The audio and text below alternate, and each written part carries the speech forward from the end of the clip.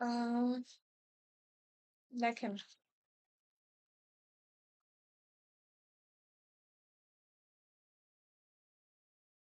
ম্যানুয়ালও তো ছিল আমাদের। এটা কোথায়?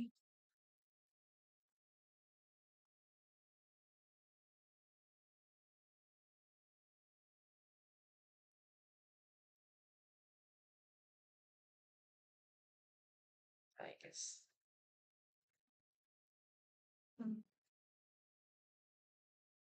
আচ্ছা, দেখেন, শুরু করি।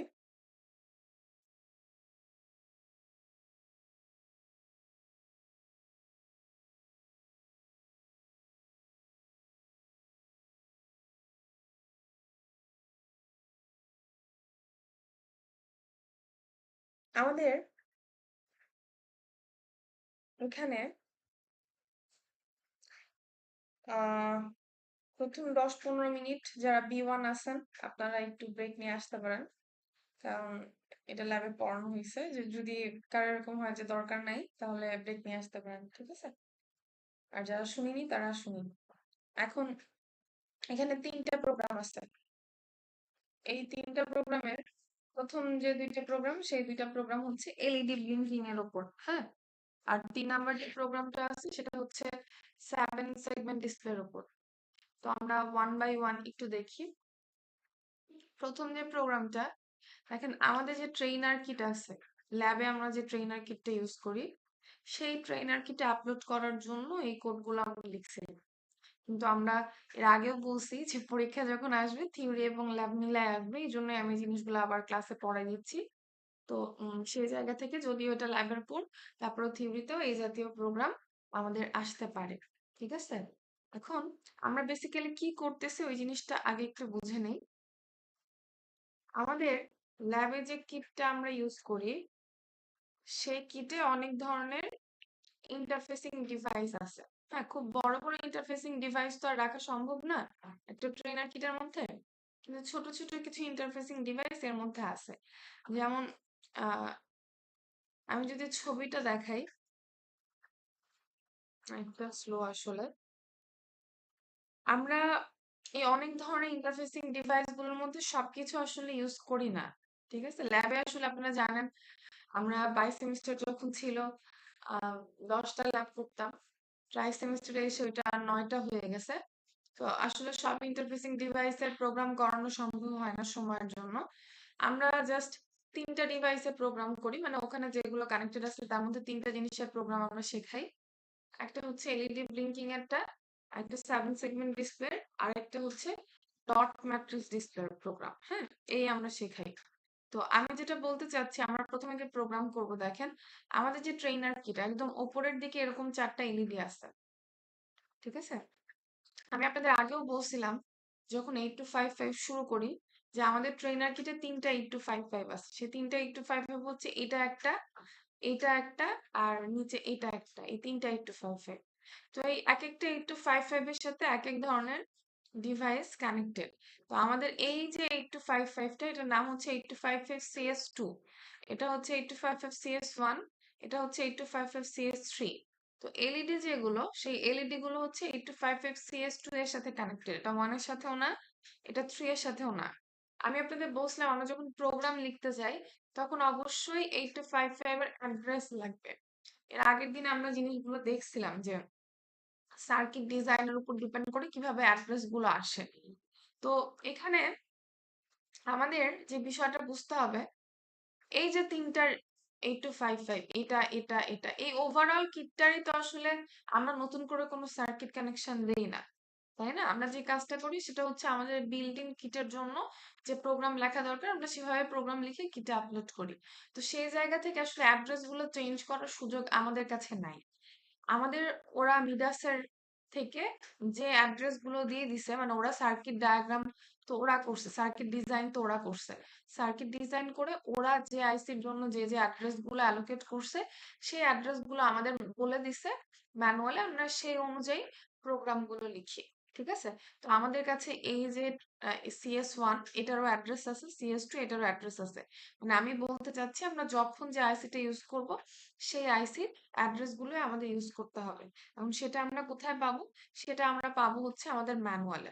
দেখেন এখানে যদি আপনারা ম্যানুয়ালটা খোলেন, এই যে প্রোগ্রাম আমি এখন করাচ্ছি এটা ল্যাব 6 এর আন্ডারে পড়ে।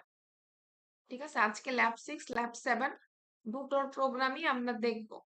তো ল্যাব 6 এর আন্ডারে পড়ে যেটা সেটা একটু অ্যাড্রেস গুলো দেখেন। আমাদের এখানে 8255 CS1 যেটা CS1 এর 3টা পোর্ট আর কন্ট্রোল রেজিস্টার অ্যাড্রেস দেওয়া আছে। 8255 CS2 এর জন্য 3টা পোর্ট আর কন্ট্রোল রেজিস্টার অ্যাড্রেস দেওয়া আছে। এখন আমরা যে কাজটা এখন করব সেটা হচ্ছে এলইডি এর কোড করব। হ্যাঁ, যেমন আমাদের 8255 CS2 এর সাথে এরা বলে দিচ্ছে যে এলইডি এবং step in motor connected. CS1 এর সাথে ডট ম্যাট্রিক্স ডিসপ্লে আর এডিসি ইন্টারফেস কানেক্টেড। তো যেহেতু আমরা এলইডি এর প্রোগ্রাম করব আমাদের কিন্তু CS1 এর অ্যাড্রেস এই মুহূর্তে দরকার নাই। আমাদের যেটা লাগবে সেটা হচ্ছে CS2। আরেকটা জিনিস আমার এখানে জানতে হবে সেটা হচ্ছে এই যে 4টা এলইডি যেটা আমি মাত্র ছবিতে দেখালাম, এই 4টা এলইডি কানেক্টেড হচ্ছে 8255C এর পোর্ট বি এর সাথে, এই পোর্টের সাথে।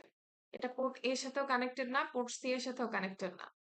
তাহলে আমার প্রশ্ন হচ্ছে আপনাদের কি মনে হয়, মানে আমি এলইডি প্রোগ্রামটা যখন লিখবো আমার কি সবগুলো পোর্টের অ্যাড্রেস লাগবে?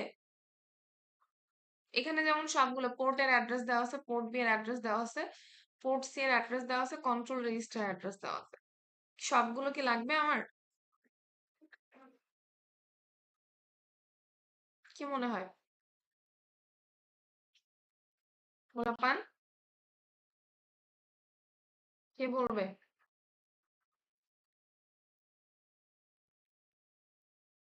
উমা বলেন। এলইডি গুলো 4টা এলইডি, এটা পোর্ট বি এর সাথে কানেক্টেড। যদি পোর্ট বি এর সাথে কানেক্টেড হয় তাহলে কি পোর্ট সি পোর্ট এর অ্যাড্রেস আমার লাগবে প্রোগ্রাম লেখার জন্য?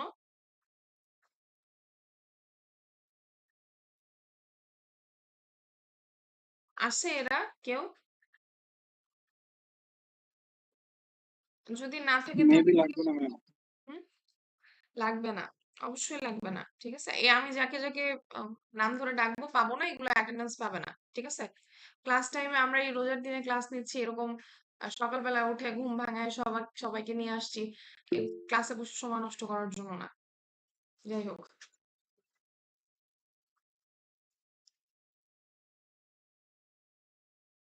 দেখেন যেহেতু এটা পোর্ট বি এর সাথে কানেক্টেড, পোর্ট বি এর অ্যাড্রেস আমার লাগবে, পোর্ট এ এবং পোর্ট সি এর লাগবে না। কন্ট্রোল রেজিস্টার অ্যাড্রেস কি লাগবে আপনাদের কি মনে হয়? কন্ট্রোল রেজিস্টার অ্যাড্রেস লাগবে? লাগার কথা নাকি না না হলেও চলবে? লাগবে ম্যাম। কেমন লাগবে? ইনিশিয়ালাইজেশন করতে লাগবে। ইনিশিয়ালাইজেশন করতে লাগবে, তাই না? আমরা এটা বারবার বলতেছি, 8255 যখন শুরু করছি তখন থেকে বলতেছি যে 8255 কে প্রোগ্রামের আগে আমি যখন প্রোগ্রাম শুরু করব একদম প্রথম কাজ হচ্ছে আমার ইনিশিয়ালাইজ করা। সেই ইনিশিয়ালাইজ করার জন্য কি লাগে আমাদের? কন্ট্রোল ওয়ার্ড লাগে, তাই না? সেই কন্ট্রোল ওয়ার্ডই কিন্তু কিভাবে বের করতে হয় এটাই আমরা গতদিন দেখছি, যে ইনপুট আউটপুট মোডে কিভাবে বের করতে হয়, বিএসআর মোডে কিভাবে বের করতে হয়। এই যে কন্ট্রোল ওয়ার্ড বের করলাম, এই কন্ট্রোল ওয়ার্ডকে কোথায় পাঠাতে হয়? কন্ট্রোল ওয়ার্ডকে কোথায় পাঠাতে হয়? 8086 থেকে কোথায় পাঠাতে হয় এটা পোলাপান? Control register. কন্ট্রোল রেজিস্টারে। কন্ট্রোল রেজিস্টারটা কার মধ্যে থাকে? প্রসেসরে? কন্ট্রোল রেজিস্টার কি প্রসেসরে থাকে?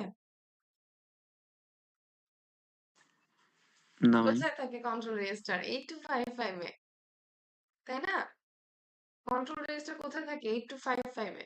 তো কন্ট্রোল ওয়ার্ডটা 8086 থেকে 8255 এর যে কন্ট্রোল রেজিস্টার আছে সে কন্ট্রোল রেজিস্টারে পাঠানো হয়। তার মানে যদি আমি এলইডি প্রোগ্রাম লিখি আমার পোর্ট এ আর পোর্ট সি এর অ্যাড্রেস না লাগলেও পোর্ট বি এবং কন্ট্রোল রেজিস্টারের অ্যাড্রেস অবশ্যই লাগবে। মানে আমি অন্য যে পোর্টই ইউজ করি না কেন, আমি পোর্ট এ ইউজ করি, বি ইউজ করি বা সি ইউজ করি, কন্ট্রোল রেজিস্টারের অ্যাড্রেস কিন্তু আমার অবশ্যই লাগবে। কেন লাগবে? কারণ আমাকে কন্ট্রোল ওয়ার্ড ওখানে পাঠাতে হবে। যদি আমি কন্ট্রোল ওয়ার্ড না পাঠাই তাহলে কিন্তু 8255 ইনিশিয়ালাইজই হবে না। ঠিক আছে, এখন দেখেন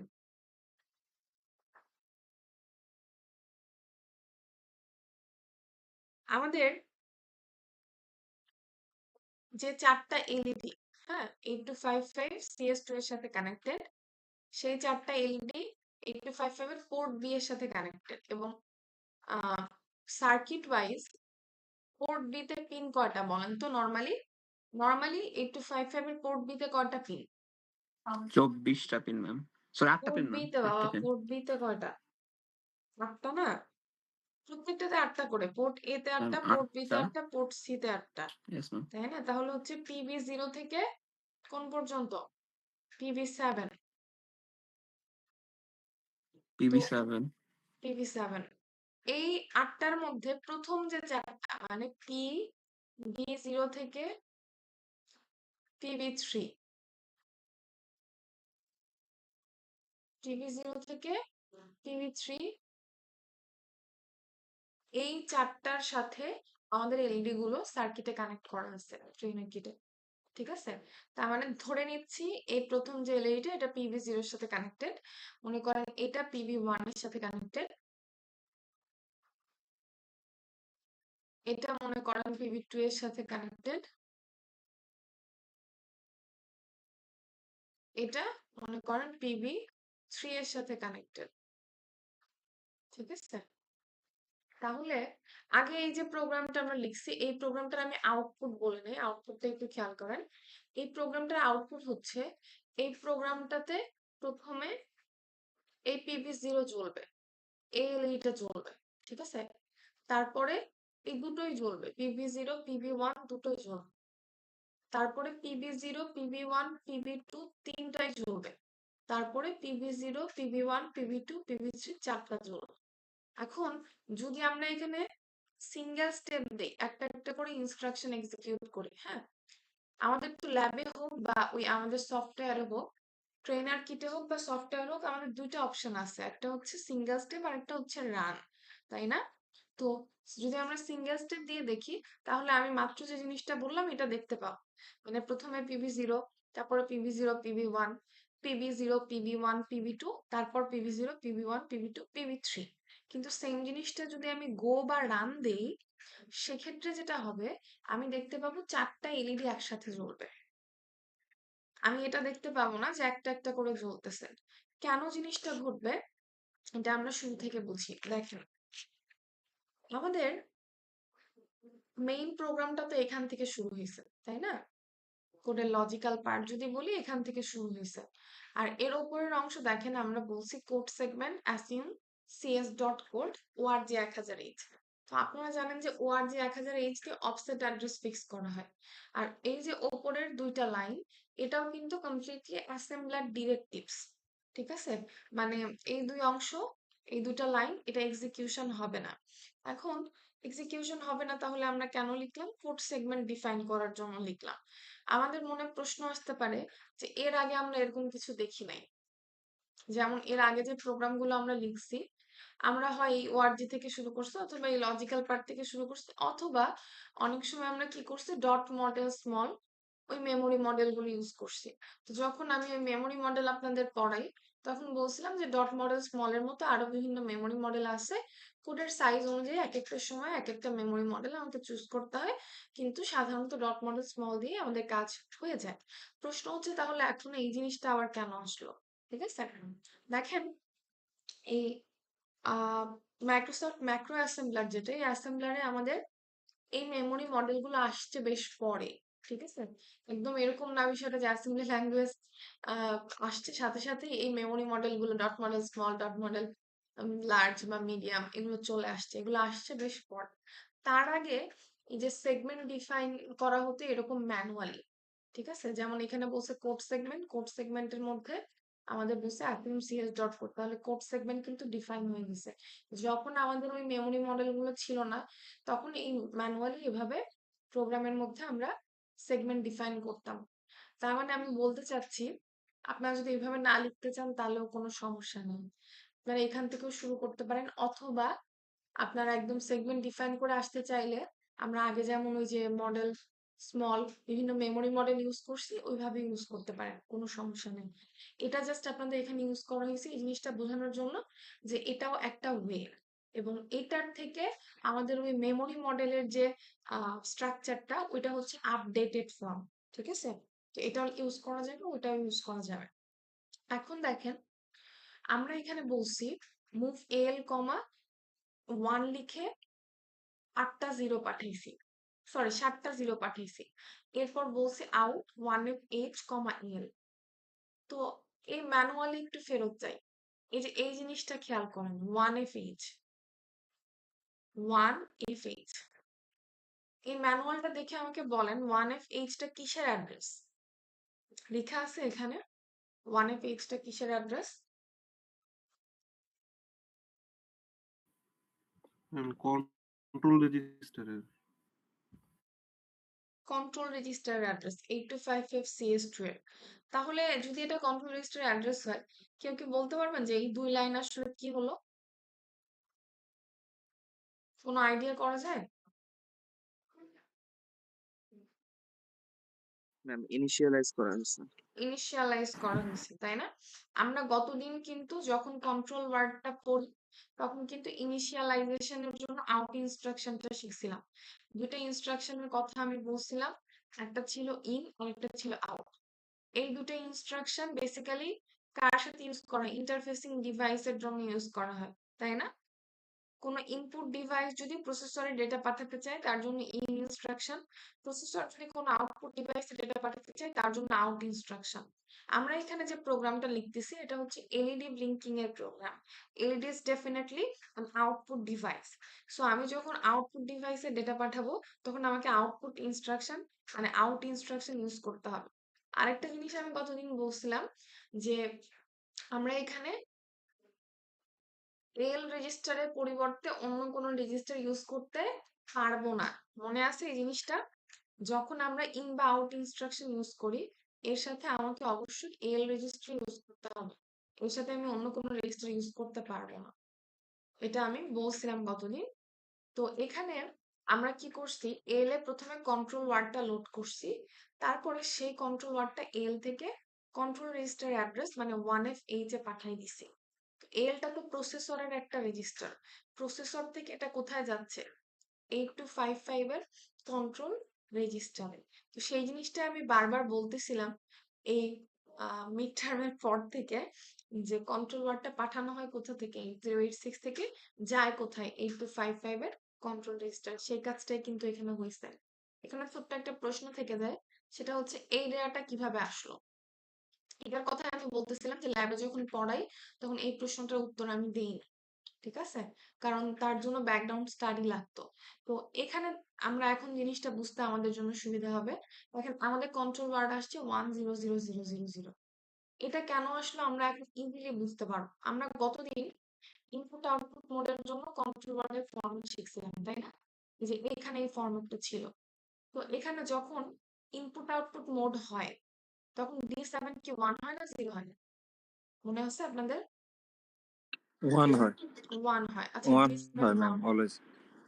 আর দেখেন ডি নট, ডি নটটা ডিফাইন করে হচ্ছে সি লোয়ার, যেটা সি লোয়ার ইনপুট না আউটপুট, সেই জিনিসটা যদি ইনপুট হয় তাহলে 1 হয় ডি নট, যদি আউটপুট হয় তাহলে ডি নট 0 হয়, তাই না? পড়াইছিলাম। D1টা হচ্ছে পোর্ট বি ইনপুট না আউটপুট সেটা ডিফাইন করবে, খেয়াল করুন। ইনপুট না এটা ডিফাইন করবে। D2 যেটা, D2 কি ডিফাইন করে মনে আছে? কেউ বলতে পারবেন? পোর্ট বি এর মোড ডিফাইন করে না D2? যদি মোড পোর্ট বি দুটা মোডে কাজ করে, মোড 0 মোড 1, যদি পোর্ট বি মোড 0 তে কাজ করে তাহলে এই D2 তে 0 বসে, যদি মোড 1 এ কাজ করে তাহলে D2 তে 1 বসে। আর D3 যেটা, এটা হচ্ছে পোর্ট সি আপার, সি আপার ইনপুট না আউটপুট সেটা ডিফাইন করে দেয়। যদি ইনপুট হয় তাহলে এখানে 1 বসে, আউটপুট হলে এখানে 0 বসে। D4 যেটা, সেটা হচ্ছে পোর্ট এ ইনপুট না output.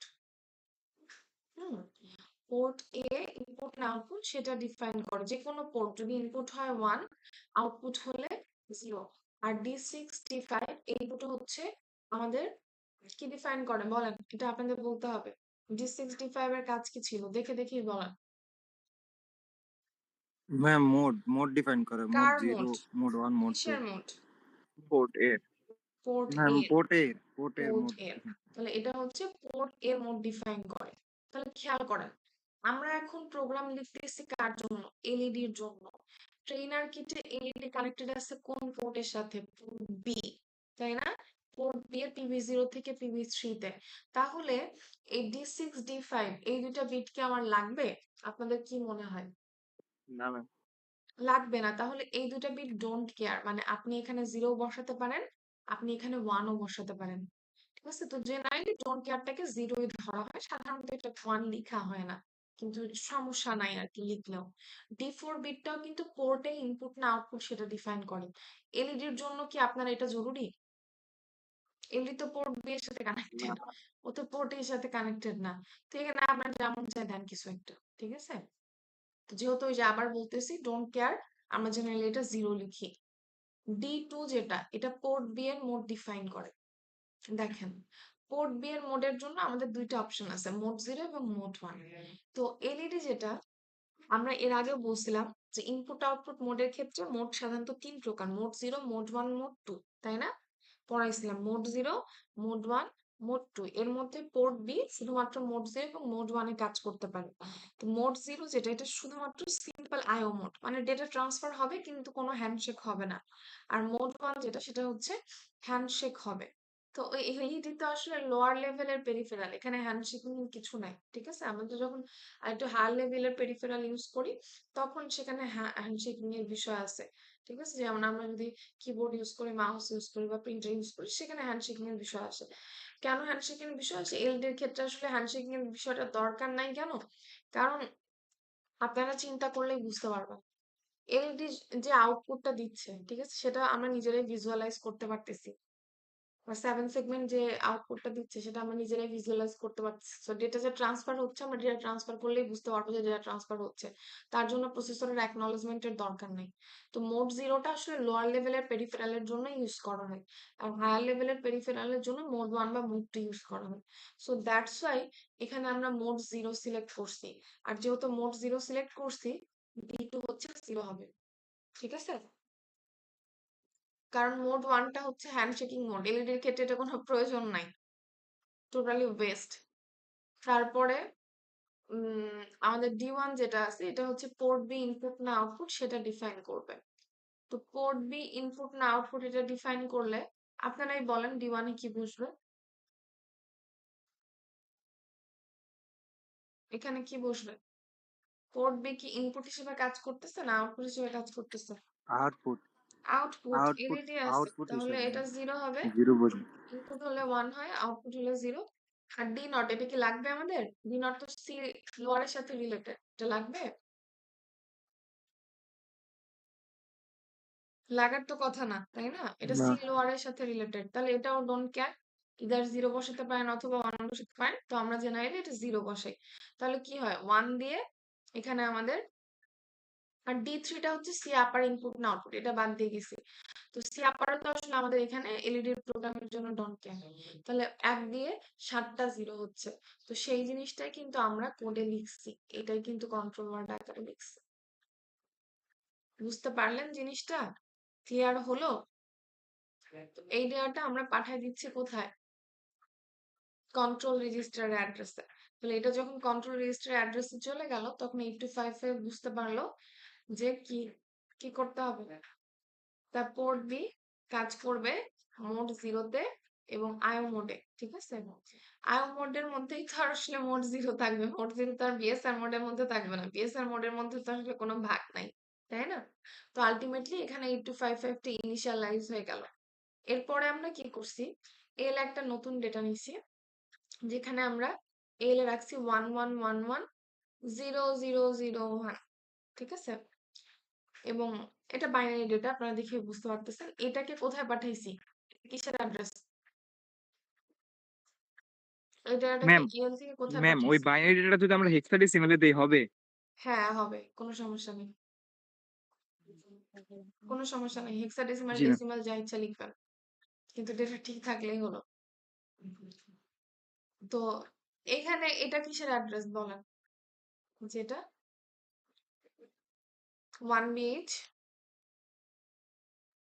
Ma'am, port B address. Port কোন port? Port ma'am B, port B. তাই না? এখানে তো পোর্ট বি আর কন্ট্রোল রেজিস্টার ছাড়া আর কিছু লাগবেই না।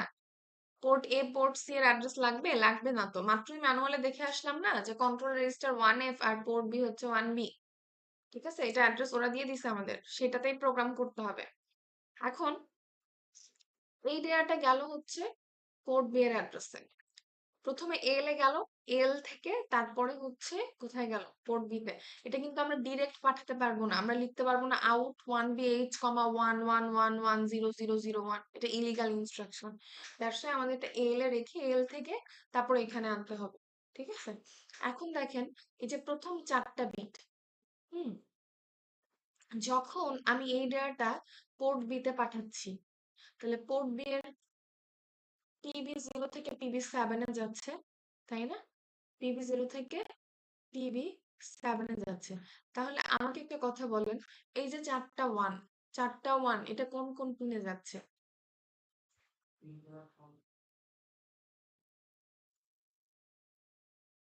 চারটা ওয়ান কোন কোন পিনে যাচ্ছে পোর্ট বি এর?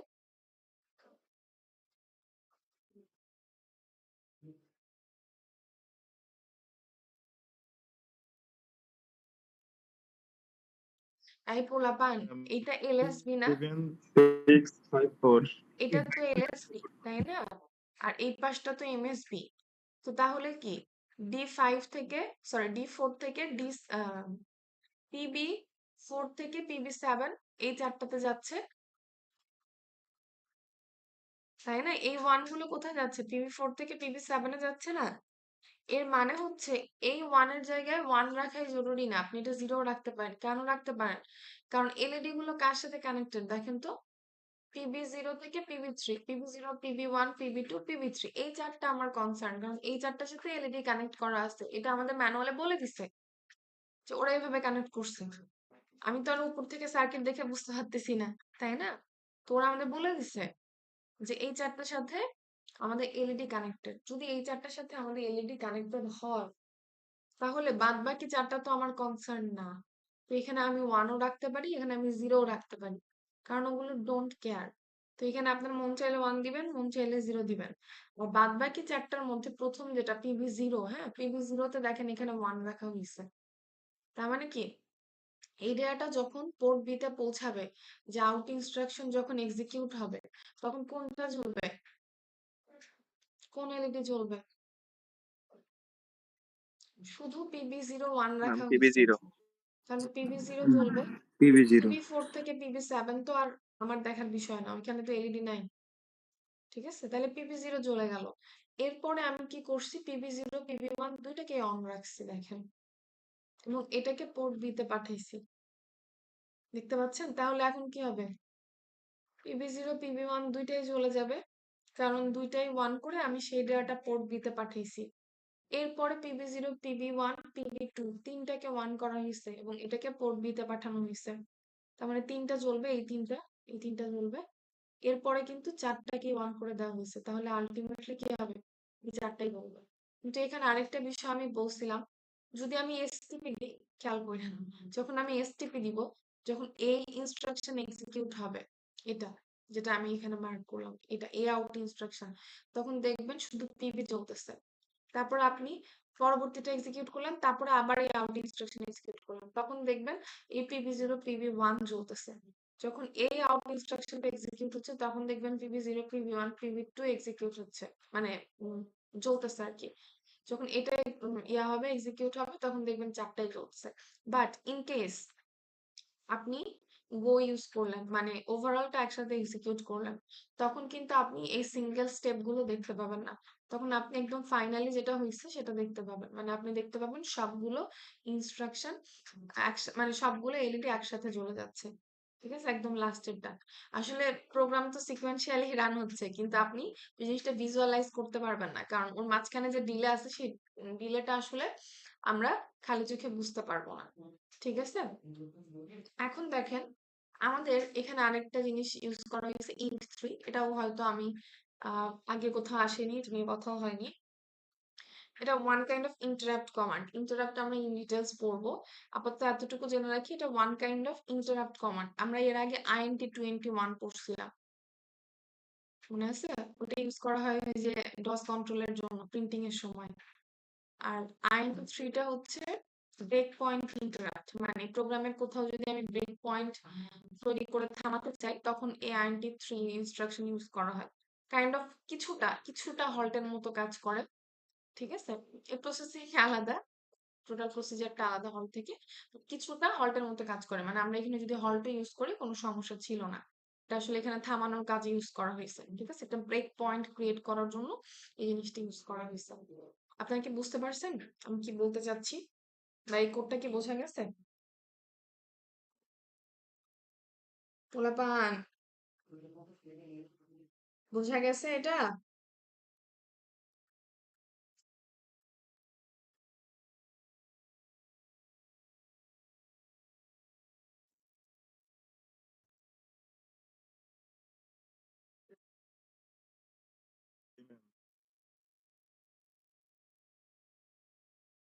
আমি তাহলে পরেরটাতে যাচ্ছি, ঠিক আছে?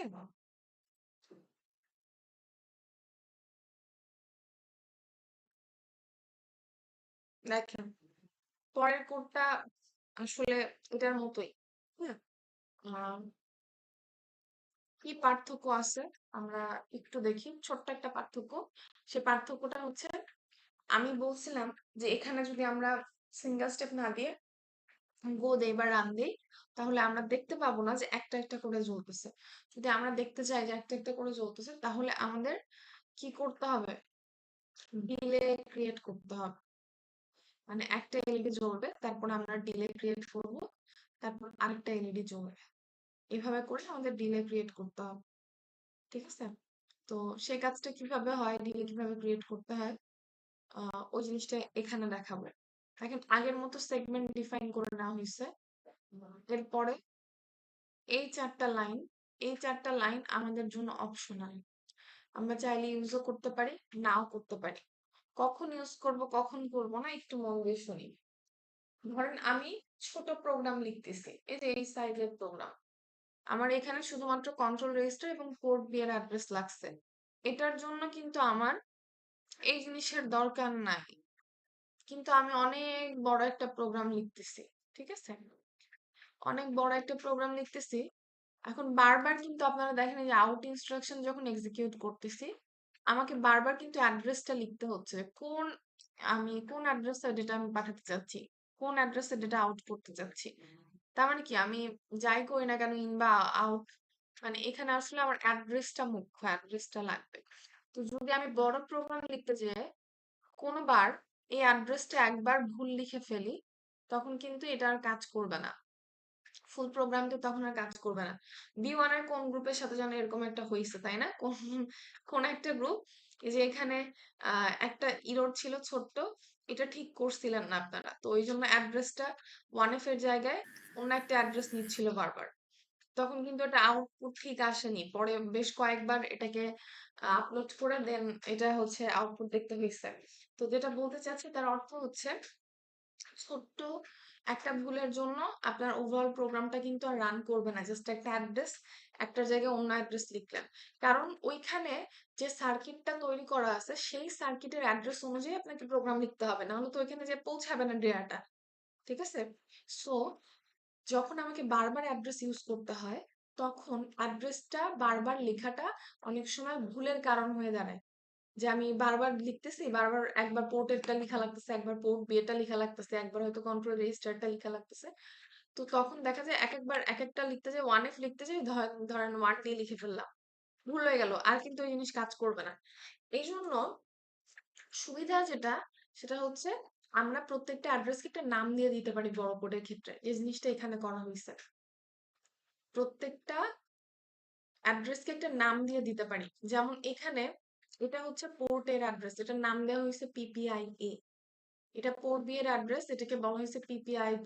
এটা পোর্ট সি এর অ্যাড্রেস, এটাকে বলা হয়েছে PPI-C। আর এটা হচ্ছে কন্ট্রোল রেজিস্টার অ্যাড্রেস, এটা PPI_C দেওয়া হয়েছে, ঠিক আছে?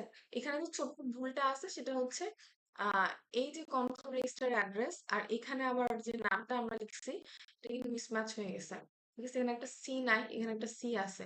যখনই ল্যাবে এক্সিকিউট করবেন ডেফিনেটলি এটা ঠিক করে করবেন, আদারওয়াইজ এটা কাজ করবে না। যাই হোক, মানে আমি যেটা বলতে চাচ্ছি, যেমন আমরা ভ্যারিয়েবল নেম দিই, যে ভ্যারিয়েবল নেমটা দিব ওইটাই আমাকে কল করতে হবে পরে, তাই না? তো এখানে যদি আমি আজগুবি কিছু একটা লিখে দিই তাহলে তো কাজ করবে না, তো এটা মিসম্যাচ হয়ে গেলে কিন্তু প্রবলেম। যাই হোক, এই যে আমি একটা অ্যাড্রেসকে একটা নাম দিচ্ছি, এর জন্য একটা অ্যাসেম্বলার ডিরেক্টিভস আছে, যে জিনিসটাকে বলা হয় ইকিউইউ, বা এটার ফুল ফর্ম হচ্ছে ইকুয়েট ডিরেক্টিভস, ঠিক আছে? মানে কাইন্ড অফ সমান করে দুইটা জিনিসকে, ইকুয়েট ডিরেক্টিভস। অ্যাসেম্বলার ডিরেক্টিভস তো অনেকই আছে, তো এটা হচ্ছে ইকুয়েট ডিরেক্টিভস। তো এই ইকুয়েট ডিরেক্টিভস এর কাজ হচ্ছে কোন একটা অ্যাড্রেসকে কোন একটা নাম অ্যাসাইন করে দেওয়া, যাতে পরবর্তীতে ওই নাম ধরে আমরা কল করতে পারি। তো সেই জিনিসটা এখানে করা হয়েছে। দেখেন, মেইন প্রোগ্রাম এখান থেকে শুরু হচ্ছে, ওয়ার্ড যে 1000H বলা হয়েছে, অফসেট অ্যাড্রেস ফিক্স করে দেওয়া হয়েছে। এরপর আমরা বলতেছি মুভ, ওই যে আগের ডেটাটা, এটা কিন্তু আগের কন্ট্রোল ওয়ার্ড তো সেমই থাকবে, আমরা ইউনিটের জন্য প্রোগ্রাম করতেছি, সেম কন্ট্রোল ওয়ার্ড থাকবে, ঠিক আছে? তারপরে বলতেছে আউট পিপি আইসি আন্ডারস্কোর সি কমা এল, এরকম বললাম। তাহলে কি হলো, এই ডেটাটা কোথায় গেল? কন্ট্রোল রেজিস্টার অ্যাড্রেসে যাবে, ঠিক আছে? এবারও বলতেছে এখানে কিন্তু যে সি লিখতে হবে, নাহলে কিন্তু এটা ভুল ভাল হয়ে যাবে, মিসম্যাচ হয়ে যাবে। তাহলে প্রথমে আগের মতো কন্ট্রোল ওয়ার্ডটাকে কন্ট্রোল রেজিস্টারে পাঠালাম।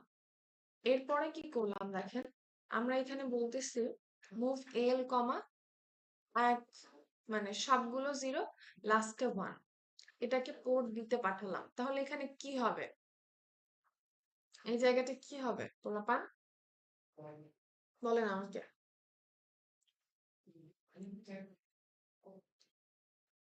এখানে কি করলাম,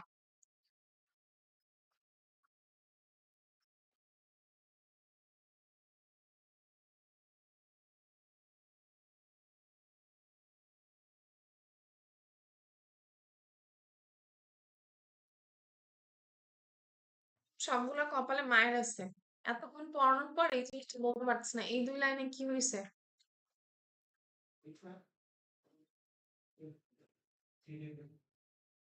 হুম, ইমন ইমন আছে?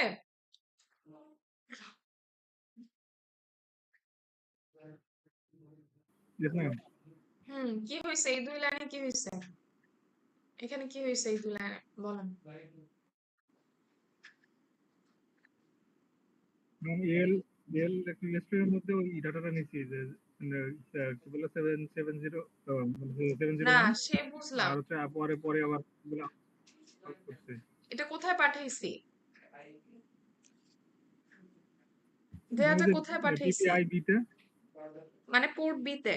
তাহলে পোর্ট বি তে যখন চলে গেল, এই ডেটা মনে করেন পাঠাই দিলেন, তারপর কি হবে এটা আমি জানতে চাইছি, কনসিকুয়েন্সটা কি হবে? ডিলে হবে কি? বাবা এখানে তো ডিলের, এই 2 লাইনে তো ডিলের কোনো ঘটনা নাই, এই 2 লাইনে কি হচ্ছে সেটা বলেন। ম্যাম পোর্ট বি জ্বলবে, এলইডি জ্বলবে। ওই এলইডি এলইডি 1টা সবগুলো জ্বলবে, এলইডি মানে প্রথম জ্বলবে, যে এলইডিটা থাকবে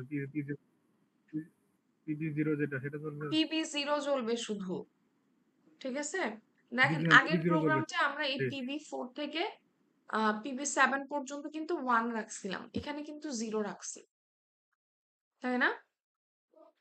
তার মানে কি বলছিলাম, এটা ডোন্ট কেয়ার, আপনি 1 রাখতে পারেন 0 রাখতে পারেন, কিন্তু এখানে আমাদের কাজটা হবে কি, আমরা এখানে প্রথমে পিবি 0 জ্বালাইছি, এই জন্য এখানে 1 রাখছি আর সবগুলো 0 করে দিছি, দিয়ে এই ডেটাটা পোর্ট বি তে পাঠাইছি। তাহলে যখন এটা গেল তখন কি হবে, পিবি 0টা এটা শুধুমাত্র জ্বলবে, এটা শুধুমাত্র জ্বলে গেল। এরপরে আমরা একটা ডিলে কল করছি, এরপরে আমরা কি করছি, ডিলে কল করছি। এই ডিলেটা কিভাবে তৈরি হচ্ছে সেটাতে আমি পরে যাচ্ছি, আপাতত এটা বুঝে রাখেন যে আমাদের কি হচ্ছে, পিবি 0 জ্বললো, তারপরে ডিলে কল হলো, তার মানে কিছুক্ষণ ডিলে হলো। এরপরে আমরা কি করছি, এখানে কি করছি দেখেন তো, এই 2 লাইনে তো এখানে পিবি জিরোটারও অফ করছে কিছুক্ষণ এখানে সময়ের জন্য। যেটাকে জ্বালাইছিলাম অফ করে দিচ্ছি, তাই না? সবগুলো 0 পিবি দিয়ে জিরোটা সেটা পোর্ট বি তে পাঠাই দিছি, তাহলে PV0 অফ হয়ে গেল।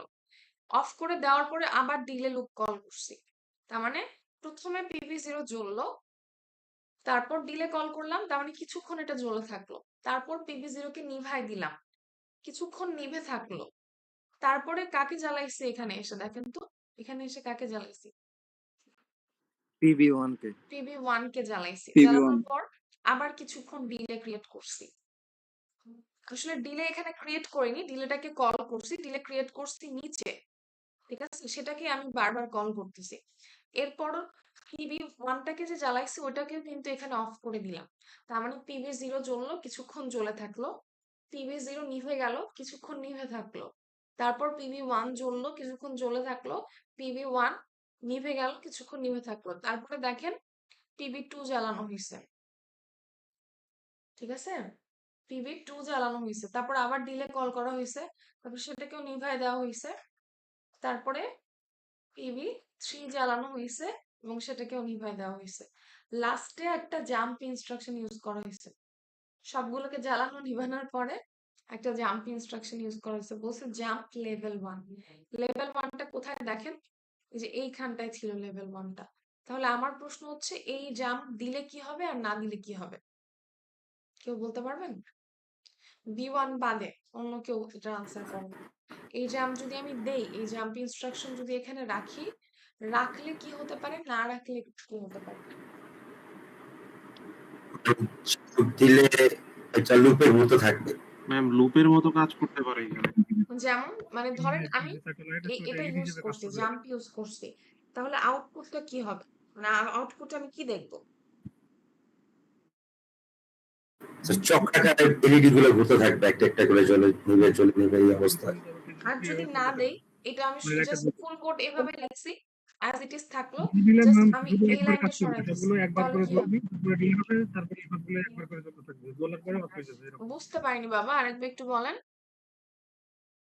বলছি যে একবার করে জ্বলবে, এখন যে PB1 বা PB0 থেকে PB4 মানে 3 পর্যন্ত একবার করে জ্বলবে, তারপর আর জ্বলবে না। এক্স্যাক্টলি, বুঝতে পারছেন? লুপটা শুনেন, যদি আমি ওটা সরাই দিই তাহলে কি হবে, PB0 জ্বলবে, কিছুক্ষণ জ্বলে থাকবে, তারপর নিভে যাবে, কিছুক্ষণ নিভে থাকবে, তারপর PB1 জ্বলবে, জ্বলে থাকবে, নিভে যাবে, কিছুক্ষণ নিভে থাকবে, PB2 জ্বলবে এভাবে, আবার নিভে যাবে, PB3 জ্বলবে, নিভে যাবে, এই যে নিভে যাবে, নিভে যাওয়ার পর ঘটনা শেষ, আর কিছু হবে না, ঠিক আছে। কিন্তু যদি আমি আবার জাম্প ইনস্ট্রাকশন দেই তাহলে কি হবে, এই জিনিসটা অন লুপ চলতে থাকবে, মানে PB3 জ্বলার পর PB3 যখন নিভে যাবে তখন আবার PB0 জ্বলবে, বুঝতে পারতেছেন? যতক্ষণ পর্যন্ত আপনি প্রোগ্রাম রিসেট না করবেন ততক্ষণ পর্যন্ত এই জিনিসটা চক্রাকারে ঘুরতে থাকবে, কারণ বারবার আপনি জাম্প করে কোথায় যেতে বলতেছেন, উপরে যেতে বলতেছেন। ক্লিয়ার বিষয়টা? পোলাপান জি ম্যাম। ক্লিয়ার? আচ্ছা, এখন দেখেন জি এখানে ম্যাম। যে জিনিসটা বাকি আছে, ডিলে লুপের কনসেপ্টটা বাকি আছে, এটা শেষ করে দেই। আমরা এখানে ডিলে, এই যে বারবার বলতেছি কল, তাই না, কল ডিলে, ডিলেকে কল করো, তো ডিলেটা তো নিচে তৈরি করে আসছি, কিভাবে তৈরি করে আসছি সেটা দেখেন। আমরা এর আগে যখন লুপ পড়ছি, লুপ পড়ানোর সময় বলছিলাম যে ধরেন আমি লুপ ইনস্ট্রাকশন ইউজ করব, একটা লুপ আমি 25 বার ঘোরাবো, তাহলে এই 25কে কোন রেজিস্টারের মধ্যে লোড করতে হবে? Ma'am CL. CX সিএল, এর মধ্যে। সিএক্স, তাই না, মানে আমি CX হ্যাঁ এর মানে মধ্যে। 25 পাঠালে সেটা সিএল এই যাবে, কিন্তু ওভারঅল লুপের জন্য সিএক্স রেজিস্টারটা ইউজ করা হয়, তার মানে আমি সিএক্স এ ম্যাক্সিমাম কত ভ্যালু রাখতে পারি? Ma'am F. এফ মানে যদি আমি ডেসিমাল হিসাব করি, FFFF তাই না, 65,536, এটা 536। হ্যাঁ 65,536, হেক্সাডেসিমালে বললে এফএফএফএইচ, আর যদি বাইনারিতে বলি তাহলে 16টা 1, তাই না, এর থেকে বেশি তো আমি সিএক্স এ লোড করতে পারি না। এখন দেখেন আমরা বলতেছি মুভ সিএক্স কমা, এর মধ্যে আমরা 16টা 1 লোড করছি বা 65,536 লোড করছি, তার মানে লুপটা কতবার ঘুরবে, লুপটাকে কতবার ঘোরাতে চাচ্ছি, 65,536 বার ঘোরাতে চাচ্ছি, 65,500 তাই না? এখন তারপরে এরপরে আরেকটা লেভেল ক্রিয়েট করছি আমি, সেই লেভেলের মধ্যে অনেকগুলো নট ইনস্ট্রাকশন রাখছি। এটা আমি 4টা রাখছি বলে আপনাকেও 4টা রাখতে হবে, কোনো মানে ইয়া নাই, আপনি 5টা 6টা রাখতে পারেন, কোনো সমস্যা নেই, ঠিক আছে? এটা কম বেশি করতে পারেন, কোনো সমস্যা নেই। তো এটার কাজ মেইনলি যেটা, নপ অপারেশনের ফুল ফর্ম হচ্ছে নো অপারেশন, মানে এখানে কোনো অপারেশন হয় না, জাস্ট আমাদের ডিলে হয়, ডিলে তৈরি করার জন্যই নো অপারেশনটা ইউজ করা হয়। তো প্রত্যেকটা নো অপারেশন ইনস্ট্রাকশনে 3 ক্লক সাইকেল পরিমাণ টাইম ডিলে হয়, ঠিক আছে? মানে আমি যেটা বলতে চাচ্ছি, ধরেন 8086 সাধারণত এটার দুইটা ভ্যারিয়েশন আছে। এটা ক্লক ফ্রিকোয়েন্সি জেনারেলি 5 মেগাহার্টজ, কিছু কিছু ক্ষেত্রে ইন্টেল এরকম বানাইছে 8 মেগাহার্টজ এরও বানাইছে। তো এই যে 5 মেগাহার্টজ যদি হয় ক্লক ফ্রিকোয়েন্সি, তাহলে ক্লক সাইকেল টাইম যেটা, হ্যাঁ, ক্লক সাইকেল টাইম এটা কত হয়? 1/5 মেগাহার্টজ হয়, ঠিক আছে? 1/5 মেগাহার্টজ হয়। তো তাহলে সে অনুযায়ী ক্লক সাইকেল টাইম যত আসে আপনারা বের করবেন যে ক্লক সাইকেল টাইম কত। তাহলে এটার জন্য প্রত্যেকটা নপ ইনস্ট্রাকশনের জন্য, হ্যাঁ, এই নপ ইনস্ট্রাকশন 3 ক্লক সাইকেল পরিমাণ টাইম দিলে হবে। তাহলে এটা হচ্ছে একটা সিঙ্গেল ক্লক সাইকেল পরিমাণ টাইম, যদি 5 মেগাহার্টজ এর প্রসেসর হয় সেক্ষেত্রে বলতেছি। তাহলে একটা ইনস্ট্রাকশন একটা নপের জন্য 3 ইন্টু এত এত সেকেন্ড, ঠিক আছে? এখন যদি 4টা নপ ইনস্ট্রাকশন হয় তাহলে তত 4 ইন্টু 3 ইন্টু এত। আর এই লুপটা কতবার ঘুরবে? লুপটা কতবার ঘুরবে বলেন? 65,536। মানে কি বলতে চাচ্ছি, প্রথমে সিএক্স এ 65,536 লোড হলো, এরপর 4বার নপ ইনস্ট্রাকশন এক্সিকিউট হলো, তারপর আমরা বলতেছি লুপ টাইমার 1, তার মানে এই লুপটা ঘুরে কোথায় যাবে? এই টাইমার 1 এ যাবে, তাই না? এখন প্রশ্ন হচ্ছে কতবার ঘুরে টাইমার 1 এ যাবে? আমি যে ওকে বলতেছি লুপ টাইমার 1, এটা কতবার ঘুরে টাইমার 1 এ যাবে? অসীম 4 বার সংখ্যক বার যাবে? না না 4 বার ম্যাম। যাবে। মানে ওই সিএক্স এর সংখ্যাটা ভিতর আমরা যত লোড আছে পরে ততবার পরিশ্রম করব 65,536 বার ঘুরে যাবে। প্রথমবার 4বার নপ ইনস্ট্রাকশন এক্সিকিউট হলো, তারপর লুপটা ঘুরে টাইমার 1 এ গেল, তাহলে 65,536 থেকে 65,535 হলো। সেকেন্ড টাইম ঘুরে গেল, 65,534 হলো। এভাবে ঘুরতে ঘুরতে একটা সময় সিএক্স 0 হয়ে যাবে, তখন কিন্তু এই লুপ ব্রেক করবে, তখন কিন্তু এটা ঘুরে আর ওপরে যাবে না। আমরা এগুলো পড়ে আসছি আগে, তাই না? তো তখন কি করবে? পরবর্তী ইনস্ট্রাকশনে চলে আসবে। তো আমি বলতে চাচ্ছি যে একটা সিঙ্গেল নপ ইনস্ট্রাকশনের জন্য 3 ক্লক সাইকেল পরিমাণ টাইম লাগে। যদি 5 মেগাহার্টজ এর ইয়া হয় তাহলে 1/5 ইন্টু 10⁶। আর প্রত্যেকটার জন্য এরকম এরকম একটা ক্লক সাইকেল টাইম ইন্টু 3, তাহলে 4টা নপ ইনস্ট্রাকশনের জন্য ইন্টু 4। আর এই কাজটা হবে কতবার? 65,536 বার। তাহলে সে অনুযায়ী গুণন দেন এখানে 65,536। তো আপনারা মোটামুটি টাইমের একটা অ্যাপ্রক্সিমেট ধারণা পাবেন যে এখানে কতটুকু সময় যাবে, ঠিক আছে? যদি সময় বের করতে চান বা এটাকে কমাতে বাড়াতে চাইলে নপ ইনস্ট্রাকশন কমাতে বাড়াতে পারেন। যদি টাইম বেশি বাড়াতে চান সেক্ষেত্রে যেটা ভালো বুদ্ধি, যে আমি টাইম দ্বিগুণ 3 গুণ বা আরো বেশি করতে চাই, সেক্ষেত্রে এই নপ ইনস্ট্রাকশন এটাও একটা ওয়ে হতে পারে। হ্যাঁ, ডেফিনেটলি ওয়ে হইতে পারে, কারণ মাল্টিপ্লাই হচ্ছে। কিন্তু বেশি টাইম বাড়াতে চাইলে, এট এ টাইম বেশি টাইম বাড়াতে চাইলে সেক্ষেত্রে নেস্টেড লুপ ইউজ করা যেতে পারে।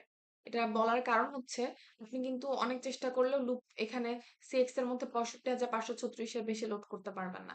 বাট যদি নেস্টেড লুপ ইউজ করেন, মানে একটা লুপের ভিতর আরেকটা লুপ রাখেন, তখন আপনি মাল্টিপল লুপ একসাথে ঘোরাতে পারবেন, ঠিক আছে? সেক্ষেত্রে টাইমটা ফাস্ট বাড়ানো যায়।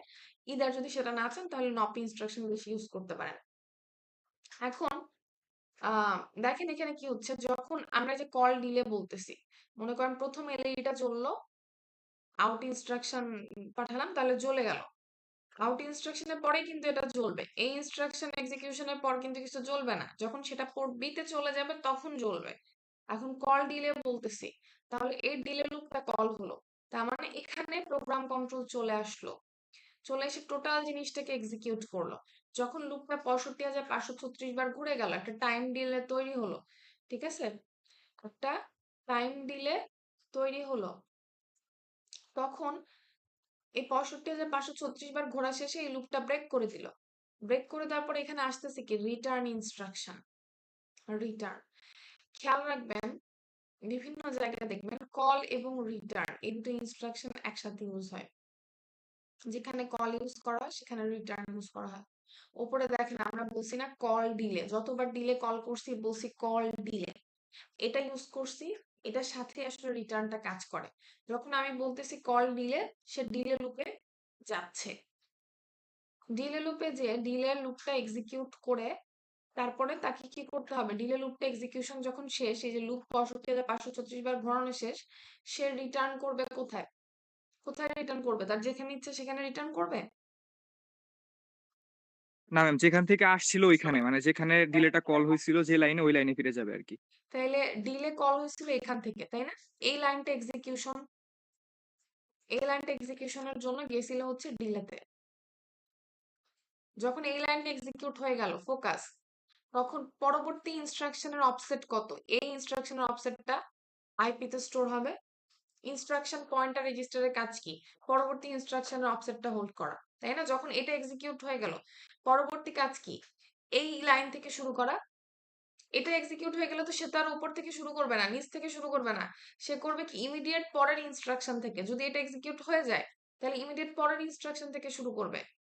এখন তাহলে তাকে যে রিটার্ন করতে হবে, সে রিটার্ন কি যার মন চায় যেখানে সেখান থেকে রিটার্ন করবে? একজন বললো যে ম্যাম যেখান থেকে যাবে সেখান থেকে রিটার্ন করবে। আচ্ছা গেল এখান থেকে, কল ডিলে থেকে গেল, তাহলে এখানে সে রিটার্ন করবে পরবর্তী ইনস্ট্রাকশন থেকে, কারণ আগ পর্যন্ত সে এক্সিকিউট করে আসতেছে। প্রশ্ন হচ্ছে কিভাবে, কিভাবে রিটার্ন করবে? সে কিভাবে বুঝবে যে আমাকে এখানে ফিরতে হবে? ম্যাম হুম, ওই অফসেটটা ম্যাম ওই অফসেটটাও স্ট্যাকে রেখে আসবে, তারপর ওই মানে এক্স্যাক্টলি, স্ট্যাকের ওই অফসেট থেকে আবার শুরু করবে। এক্স্যাক্টলি স্ট্যাকে রেখে আসবে, সেই অ্যাড্রেস থেকে শুরু করবে, তাই না? মানে যখন আমরা কল ইনস্ট্রাকশন ইউজ করব, যতবার পোলাপান, হ্যাঁ, যতবার আমরা কল ইনস্ট্রাকশন ইউজ করবো, এই যে কল ডিলে, তাহলে ডিলেতে যাচ্ছে, কিন্তু যাওয়ার আগে সে কি করবে? তার কাছে ইমিডিয়েট পরবর্তী ইনস্ট্রাকশনের যে অফসেট, সেটা যেটা আইপি তে ছিল, আইপি এর ভ্যালুটা ইনস্ট্রাকশন পয়েন্টার রেজিস্টারের কাজ কিন্তু আমরা পড়ছি, এটা কোড সেগমেন্টের অফসেট হোল্ড করে। তাহলে ইমিডিয়েট যে অফসেটটা, সেটা হচ্ছে এটা যখন এক্সিকিউট হবে পরের ইনস্ট্রাকশন অফসেটটা আইপি তে থাকবে, সেটাকে সে স্ট্যাকে রেখে যায়, যাতে সে যখন ফিরবে সে যেন ঠিকঠাক মতো ফিরতে পারে, র্যান্ডম জায়গায় যেন তাকে না ফিরতে হয়। তো যখন এই যে রিটার্ন করবে, সে রিটার্ন করলে তো তাকে এখানেই রিটার্ন করতে হবে। তখন এই আরটি ইনস্ট্রাকশনের কাজ হচ্ছে, যখন আরটি ইনস্ট্রাকশন প্রসেসর পায়, সে স্ট্যাক থেকে কি করবে? ওই অফসেটের ভ্যালুটা নিয়ে আসবে। ওই অফসেটের ভ্যালুটা নিয়ে এসে তারপরে সে কি করবে? ওই অ্যাড্রেসে সে ব্যাক করবে। তাহলে তার ভুল হবে না, সে উপরে নিচে চলে যাবে না। ক্লিয়ার বিষয়টা পোলাপান? জি ম্যাম। তাহলে পারবো এরকম কিছু আসলে?